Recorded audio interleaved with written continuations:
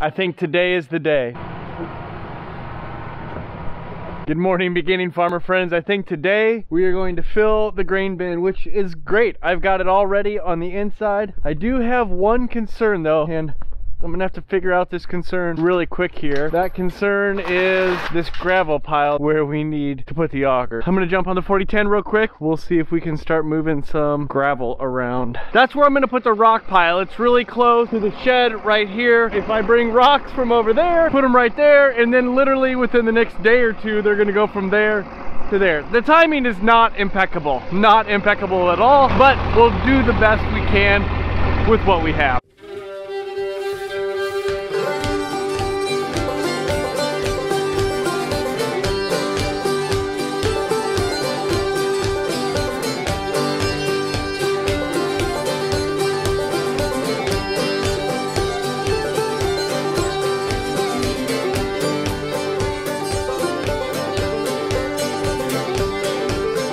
I got most of this pile moved. I think the way I've got it now, we can get the auger close enough. I did go up and open the door. Someday, I think I'm gonna get a short, squatty, wide bin. That sounds like a good idea. Short, squatty, and wide. Or one with spiral steps going up on the outside of the bin. Those are really cool.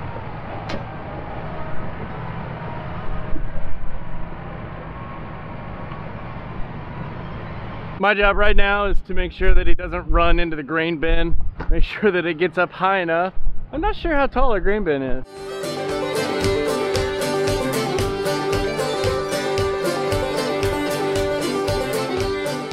The auger's set in place. We're gonna use the 4010 to run the auger today. Then we gotta go start getting grain and combining and all of that good stuff. Oh, and there's CSA day today, so I don't even know if I'm gonna be able to be around for all of this.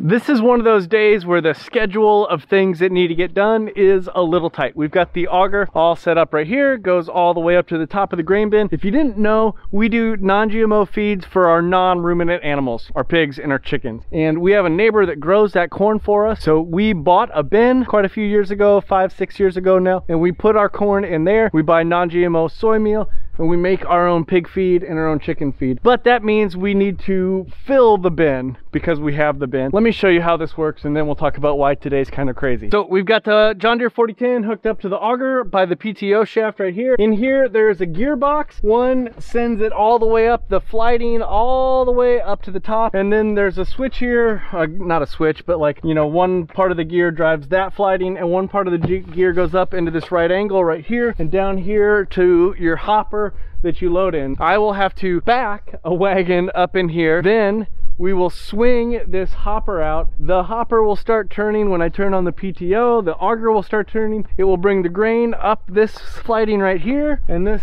one right here all the way up into the top of the bin. It will fill pretty quickly, but the schedule, like I said, it's a little dicey. Right now it is 11:15. By 4 o'clock I need to be in Des Moines with CSA shares that are packed and ready to go for the customers.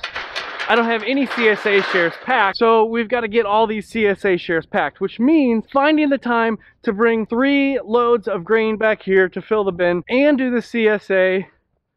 We're still trying to figure that out. I'm coming to you from a John Deere 6210 right now. This tractor is quite a bit bigger than the 4010 that I've got at home. We got behind us a wagon, 500 bushels of non-GMO corn. We're headed home to put it in the bin. Our farm was not built for 210 horsepower tractors. Our corners are a little more narrow, but we get by.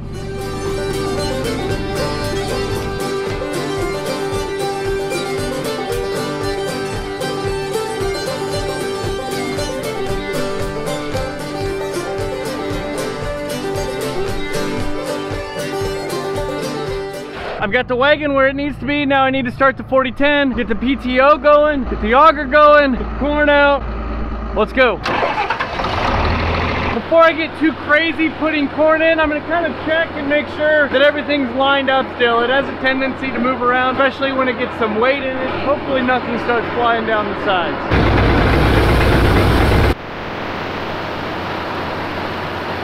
I think we're off a little. Better. Now let's do this all over again.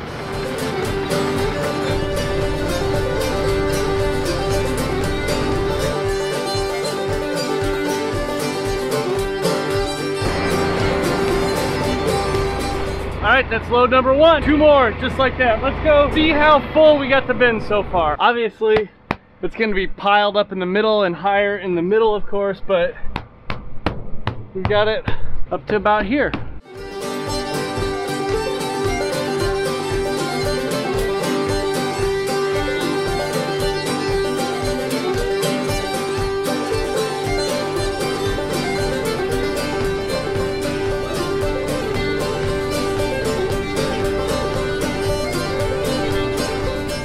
Oh, what a fun day this is today. It is misting now, so not only is it cold, but it's misty. My buddy kept combining, and he has shown up with another load. I've been packing CSA shears. I'm not quite done yet, but I'm gonna run out, help him. We're chasing our tails today, chasing our tails.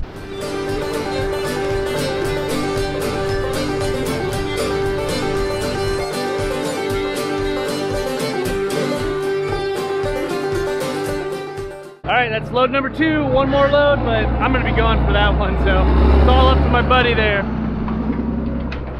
Wonder if that means he'll climb up and shut the lid for me. Man, that would be awesome to get out of that job. You know how I love heights. Good morning. Oh man, yesterday got away from me. All the craziness trying to get grain in the bin and the CSA going and all of that good stuff, it just kind of got away from me. Right now, I've got the 4010 hooked up to the auger still. We got it filled with the 3 wagons, but I want to get that 4th wagon, or my little green wagon that I've been grinding feed out of. I want to get that in the grain bin as well. So I'm going to use the truck to pull that wagon around because I don't have another tractor. All right, it's slightly chilly this morning. Let's see if the 4010 wants to start today.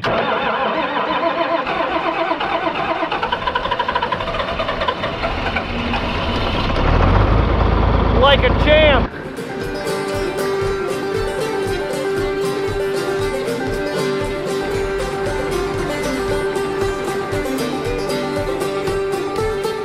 That's it, we're done. Bin's full. I gotta put the hopper up. It's got a flat tire, of course, because it's at my farm and things at my farm break down.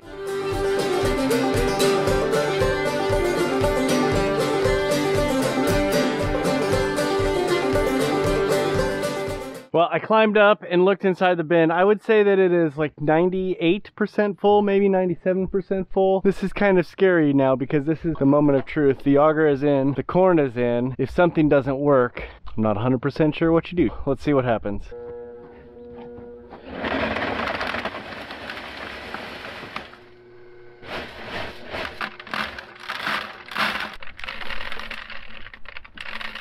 This is the only thing I can think of right now, is that I clamped down the tube on this auger with 2 hose clamps, big hose clamps. It is possible that I clamped it down too hard, squeezing the flighting of the auger. If that's the case, there is 1,800 bushels of corn on top of it.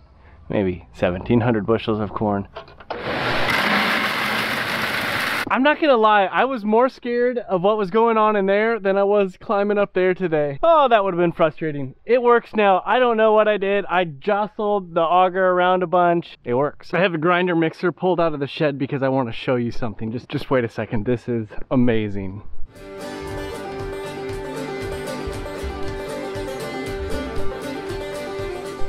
That's right. The shed is basically completely empty. It literally has not been this empty since it was built. Goodness, 9-10 years ago. I don't even remember when we built it. Enough about the shed though, because I need to get this grinder mixer going. I'm tired of scooping stuff out by hand out of the back. So I'm going to take this block so I know how long of a bolt to get. I'm going to take this bolt so I know what size to get. And I'm going to take this chain so I know how long of a chain to get. This seems to be about par for the course. I went to town to get the supplies I needed to work on the grinder mixer, and it poured outside. I pulled the grinder mixer inside now. Of course, it was outside when it was raining. Again, par for the course.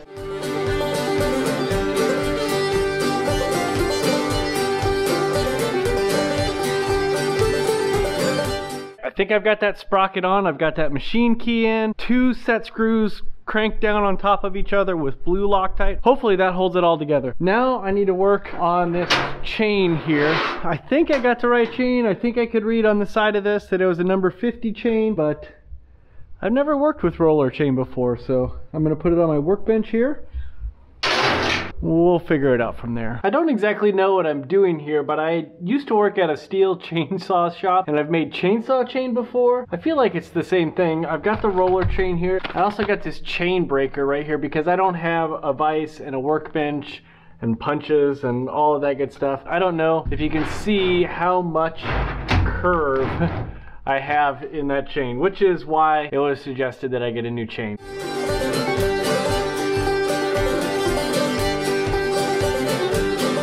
Hey, look at that. I got the chain together. Only one problem. I wasn't supposed to put the chain together because I've got to put it on the grinder mixer before I put the chain together. That's all right. I just got to pop that up.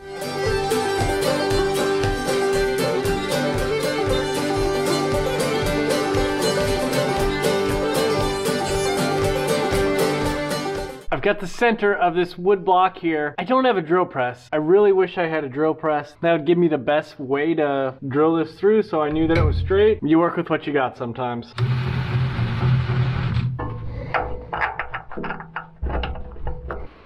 I've got the chain on, I've got the wood block on. It's not tight and it's not meshing in the gear. And the reason that it's not meshing in the gear is because that gear is all kinds of chewed up and you can't just go get one of those gears. And it's not an easy gear to get off.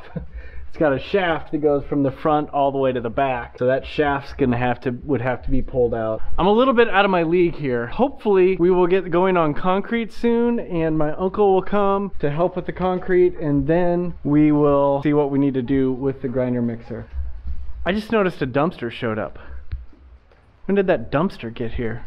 All right, apparently I got a dumpster today. Well, I think I'm gonna call the video good here. It started yesterday, it ended today. I feel like I'm just upset with this grinder mixer right now. I don't know what the answer is quite yet. It could be just a gear that I could go to the farm store and get the gear that I need. They have gears at the farm store. I'm not 100% sure, so I'm gonna have to do some looking into that. I don't have any good ideas at all. Feels like it's piling up. Feels like it's piling up. No matter how the day is going though, I do want to say thank you for watching. Thank you for the thumbs up. Thank you for the like and subscribe, all of that good stuff. I think I'm gonna try out the new dumpster here. It's only gonna be here for a short while, so I better have fun with it while I can.